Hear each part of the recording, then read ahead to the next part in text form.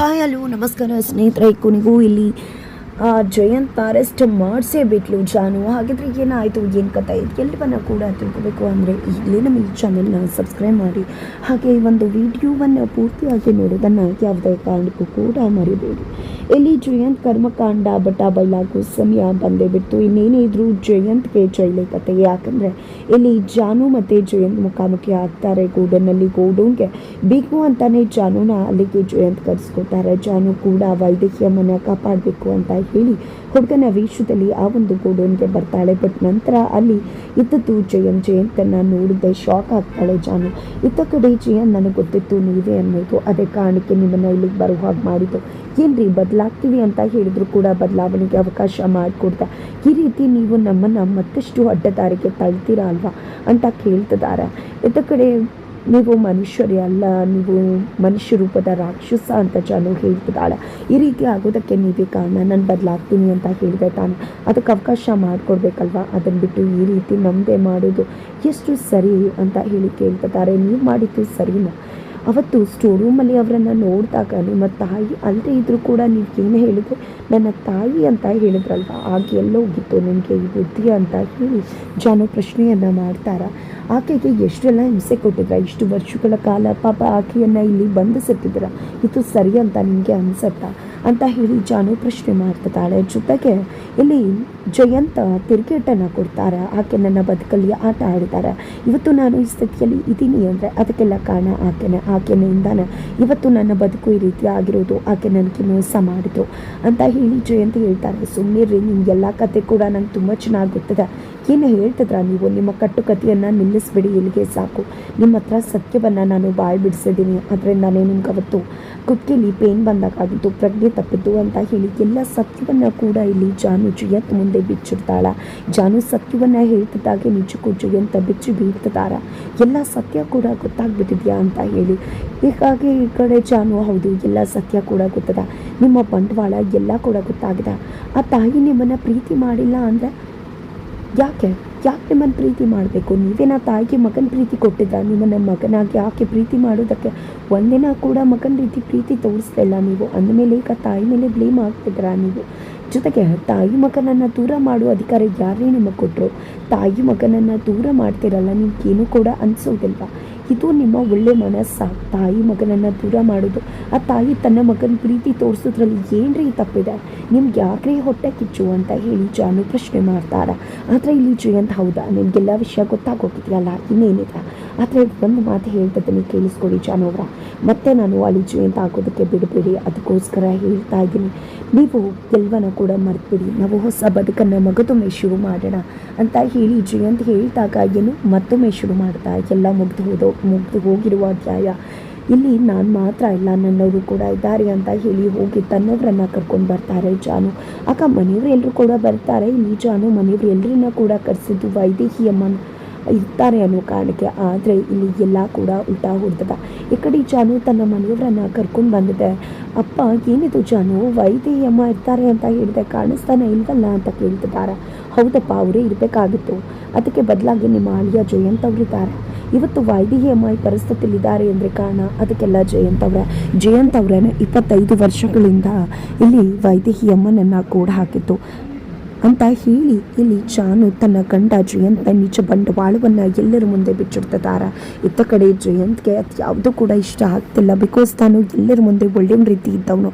ಆದರೆ ಇವತ್ತು ಜಾನು ಅವರು ಎಲ್ಲ ಮುಖವಾಡವನ್ನು ಕಳಿಸ್ತಿದ್ದಾರೆ. ನಂದು ಏನು ಮಾಡಲಿ ನಾನು ಅಂತ ತೋಚದೆ ಕುಸಿದು ಕೂತಿದ್ದಾರೆ.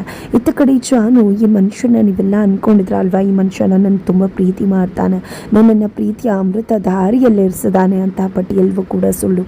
ನೀವು ಅಂದ್ಕೊಂಡಾಗೆ ಈ ಮನುಷ್ಯ ಒಳ್ಳೆಯವನ ಅಲ್ವೇ ಅಲ್ಲ. ಈ ಮನುಷ್ಯ ರೂಪದ ನರ ರಾಕ್ಷಸ. ಖಂಡಿತವಾಗ್ಲೂ ಈತನನ್ನು ಬಣ್ಣಿಸೋಕೆ ಪದಗಳೇ ಸಾಕಾಗೋದಿಲ್ಲ, ಅಷ್ಟರ ಮಟ್ಟಿಗೆ ಈ ವ್ಯಕ್ತಿ ಇದ್ದಾನೆ ಅಂತ ಹೇಳಿ ತನ್ನನ್ನು ನೋಡ್ದಾಗಿಂದ ಹಿಡಿದು ಇವತ್ತಿನ ತನಕ ಜಯಂತ್ ಏನೇನೆಲ್ಲ ಮಾಡಿದ್ರು ಪ್ರತಿಯೊಂದನ್ನು ಕೂಡ ಬಿಟ್ಟು ಬಿಡ್ದಾಗೆ ಒಂದೊಂದು ಇಂಚಿಂಚು ಮಾಹಿತಿಯನ್ನು ಕೂಡ ಇಲ್ಲಿ ಜಾನು ಕೊಡ್ತಿದ್ದಾಳೆ. ಇತ್ತ ಕಡೆ ಜಯಂತ್ ಬೇಡ ಅಂತ ಎಷ್ಟೇ ಹೇಳಿದ್ರು ಕೂಡ ಜಾನು ಕೇಳೋದಿಲ್ಲ. ಜಾನುವಿನ ಮಾತನ್ನು ಕೇಳಿ ಇಡೀ ಜಾನು ಕುಟುಂಬ ಬಿಚ್ಚಿ ಬೀಳ್ತದೆ. ಏನಿದು, ನಾವೆಲ್ಲ ಜಯಂತ ಜಾನು ಜಾನುವನ್ನು ಅಷ್ಟು ಪ್ರೀತಿ ಮಾಡ್ತಾರೆ, ಇಷ್ಟು ಪ್ರೀತಿ ಮಾಡ್ತಾರೆ ಅಂದ್ಕೊಂಡಿದ್ವಿ. ಆದರೆ ಇವತ್ತು ನೋಡಿದ್ರೆ ಈ ರೀತಿಯಾಗಿ ಜಾನು ಮಾತಾಡ್ತಿದ್ದಾಳೆ. ಹಾಗಿದ್ರೆ ಇಷ್ಟು ದಿನ ಜಯಂತ್ ಆಡಿದ್ದು ಎಲ್ಲವೂ ಕೂಡ ನಾಟಕನ, ಏನು ಮಾಡೋದು ನಾವು ಅಂತ ತೋಚದೆ ಕಂಗಾಲಾಗಿದ್ದಾರೆ. ಎತ್ತ ಕಡೆ ಜಾನು ತಾನು ಮದುವೆ ಆಗಿ ಹೋದ್ಮೇಲೆ ಏನೆಲ್ಲ ಮಾಡಿದ್ರು ಗೊತ್ತಾ, ಎಷ್ಟೆಲ್ಲ ಹಿಂಸೆ ಕೊಟ್ಟರು ಗೊತ್ತಾ. ಜೊತೆಗೆ ನಮ್ಮ ಮನೆಗೆ ಬಂದಿದ್ದಾಗ ಅಜ್ಜಿಯ ಆ ಸ್ಥಿತಿಗೆ ಹೋಗೋದಕ್ಕೂ ಕೂಡ ಕಾರಣ ಆಗಿದ್ದು ಇವರೇನೆ. ಇವರು ತಮ್ಮ ಸ್ನೇಹಿತನನ್ನು ಏನೋ ಹೆಚ್ಚು ಕಡಿಮೆ ಮಾಡಿದ್ದನ್ನು ಅಜ್ಜಿ ನೋಡಿದ್ರು ಅನ್ನೋ ಕಾರಣಕ್ಕೆ ಅಜ್ಜಿಯನ್ನು ಕೂಡ ಮುಗಿಸೋದಕ್ಕೆ ಮುಂದಾದರು. ಆದರೆ ಅಜ್ಜಿ ಆಯಸ್ಸು ಗಟ್ಟಿಯಾಗಿತ್ತು, ಆಕೆ ಬದುಕುಳಿದು ಆಕೆ ಚೆನ್ನಾಗಿದ್ರು ಕೂಡ ಇವರಿಂದ ತನಗೆ ಅಪ್ಪತ್ತಾಗ್ಬೋದು ಅನ್ನೋ ಕಾರಣಕ್ಕೆ ತನಗೆ ಪ್ರಜ್ಞೆನೇ ಇಲ್ಲ ಅನ್ನೋ ರೀತಿಯಲ್ಲಿ ನಟಿಸ್ತಾ ಇದ್ಲು. ಬಟ್ ನಾನು ಯಾವಾಗ ಮನೆಗೆ ಹೋಗಿ ಅವಳಿಗೆ ಧೈರ್ಯ ಹೇಳಿದ್ನೋ ಆಗ ತನಗೆ ಪ್ರಜ್ಞೆ ಬಂದಿದೆ ಅನ್ನೋ ರೀತಿಯಲ್ಲಿ ಆಕೆ ಬಿಂಬಿಸಿದ್ದು. ನಿಜಕ್ಕೂ ಅಜ್ಜಿಗೆ ಆ ಸ್ಥಿತಿ ಬರುವುದಕ್ಕೂ ಕೂಡ ಕಾರಣನೇ ಜಯಂತ್ ಅಂತ ಹೇಳ್ತಾರೆ. ಇಲ್ಲಿ ಅಪ್ಪ ಅಮ್ಮಂಗಂತೂ ಫುಲ್ ಸಿಟ್ಟು ಬಂದ್ಬಿಡುತ್ತೆ. ಈ ಕಡೆ ಸಿದ್ದು ಮತ್ತು ವೆಂಕಿ ಹೊಡಿಲಿಕ್ಕೆ ಮುಂದಾಗ್ಬಿಡ್ತಾರೆ. ಏನು ಮಾಡಬೇಡಿ, ಇವರು ಯಾವುದೇ ರೀತಿಗೂ ಕೂಡ ಯೋಗ್ಯರಲ್ಲ ಅಂತ ಹೇಳಿ ಜಯಂತನ ಬಗ್ಗೆ ಜಾನು ಮತ್ತು ಭಾವನಾ ಇಬ್ಬರು ಕೂಡ ತಿಳಿಸ್ತಾರೆ.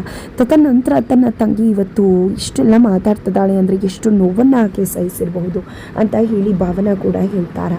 ನಂತರ ನಿಮ್ಮ ಜೊತೆ ಇನ್ನು ಬದುಕೋಕೆ ನನ್ನಿಂದ ಆಗೋದಿಲ್ಲ, ಪ್ರೀತಿ ಅಂತಕ್ಕಂಥದ್ದು ನಿಮ್ಮಿಂದ ನನಗೆ ಸಿಗುತ್ತೆ ಅಂತ ನೀವು ಅಂದ್ಕೊಂಡ್ರೆ, ನನ್ನಿಂದ ಸಿಗುತ್ತೆ ಅಂತ ನೀವು ಅಂದ್ಕೊಂಡ್ರೆ ಖಂಡಿತ ಅದು ತಪ್ಪಾಗುತ್ತೆ. ಯಾಕಂದರೆ ನನಗೆ ನಿಮ್ಮ ಪ್ರೀತಿ ಅವಶ್ಯಕತೆ ಇಲ್ಲ. ನಿಜವಾಗ್ಲೂ ನಿಮ್ಮ ಪ್ರೀತಿ ನನಗೆ ಪ್ರೀತಿ ಅಂತ ಅನಿಸೋದಿಲ್ಲ, ಅದು ಒಂದು ರೀತಿಯ ಪಾಷಾಣ ಅಂತ ಅನಿಸುತ್ತೆ. ಅದೇ ಕಾರಣಕ್ಕೋಸ್ಕರನೇ ಇನ್ನು ಮುಂದೆ ನಿಮ್ಮ ಪ್ರೀತಿ ಅವಶ್ಯಕತೆ ನನಗಿಲ್ಲ, ನನಗೆ ನಿಮ್ಮ ಪ್ರೀತಿಯನ್ನು ಪಡ್ಕೊಳ್ಳೋಕ್ಕೂ ಆಗಲ್ಲ. ಅದೇ ರೀತಿಯಾಗಿ ನಿಮಗೆ ಪ್ರೀತಿಯನ್ನು ಕೊಡಬೇಕು ಅಂತ ಕೂಡ ನನಗೆ ಅನಿಸೋದಿಲ್ಲ ಅಂತ ಹೇಳಿ ತಾಳಿ ಕುತ್ತಿಗೆಯಲ್ಲಿದ್ದಾಗ ಯಾವ ಸ್ಥಾನಮಾನ ಇರುತ್ತೆ ಗೊತ್ತಾ. ಇದಕ್ಕೋಸ್ಕರ ನನಗೆ ಎಷ್ಟೆಲ್ಲ ಒದ್ದಾಡಿದೆ ಗೊತ್ತಾ. ಆದರೆ ಯಾವುದಕ್ಕೂ ನೀವು ಅರ್ಹರಲ್ಲ. ಇದು ಇರೋ ತನಕ ಅದು ನಡೀತಾನೆ ಇರುತ್ತೆ. ಅದೇ ಕಾರಣಕ್ಕೆ ಇದನ್ನು ಕಿತ್ತು ಕೊಡಬೇಕು ಅಂತ ಅಂದ್ಕೊಂಡಿದ್ದೀನಿ ಅಂತ ಹೇಳಿ ಜಾನು ತನ್ನ ತಾಳಿಯನ್ನು ಕಿತ್ತು ಇಲ್ಲಿ ಜಯಂತ್ ಕೈಗೆ ಇಡ್ತಾರೆ. ಹಿಡ್ತಿದ್ದಾಗನೇ ಈ ಕಡೆ ಅಪ್ಪ ಏನು ಮಾತಾಡ್ತಿದ್ಯಾ ನೀನು, ಏನು ಮಾಡೋದು ಈಗ, ಇಂಥ ಮನುಷ್ಯನಿಗೆ ನಿನ್ನ ಮದುವೆ ಮಾಡಿಕೊಟ್ವಿ ಅಂತ ನಮ್ಗೆ ಗೊತ್ತೇ ಇರಲಿಲ್ಲ, ಇವನಿಗೆ ಸರಿಯಾದ ಶಿಕ್ಷೆ ಆಗಲೇಬೇಕು ಅಂತ ಸಿಟ್ಟು ಮಾಡಿಕೊಂಡು ಕೋಪ ಮಾಡಿಕೊಂಡು ಹೇಳಬೇಕಿದ್ರೆ ಅಪ್ಪ ದಯವಿಟ್ಟು ನೀವು ಸುಮ್ಮನಿರಿ, ಏನು ಮಾತಾಡಬೇಡಿ, ಇವರು ಮಾಡಿರೋ ಕರ್ಮಕ್ಕೆ ಇವರಿಗೆ ಶಿಕ್ಷೆ ಆಗಲೇಬೇಕು.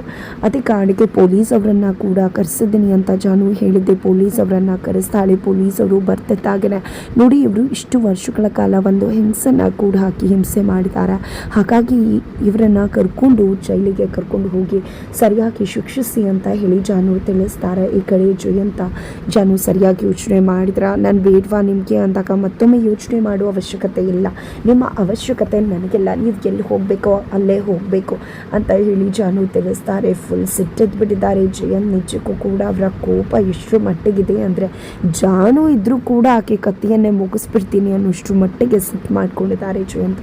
ಈ ಕಡೆ ಪೊಲೀಸರು ಬಂದು ಜಯಂತನ ಅರೆಸ್ಟ್ ಮಾಡ್ಕೊಂಡು ಕರ್ಕೊಂಡು ಹೋಗ್ತಿದ್ದಾರೆ. ಇದರ ನಡುವೆ ಆಕೆಯ ಅತ್ತೆ ಲಲಿತಾ ಅವರ ಸತ್ಯ ಕೂಡ ಹೊರಬೀಳುತ್ತೆ. ಏನಾಗುತ್ತೆ ಅನ್ನೋದನ್ನು ತಿಳ್ಕೋಬೇಕು ಅಂದರೆ ಮುಂದಿನ ವೀಡಿಯೋಗೆ ವೇಟ್ ಮಾಡೋದನ್ನು ಯಾವುದೇ ಕಾರಣಕ್ಕೂ ಕೂಡ ಮರಿಬೇಡಿ.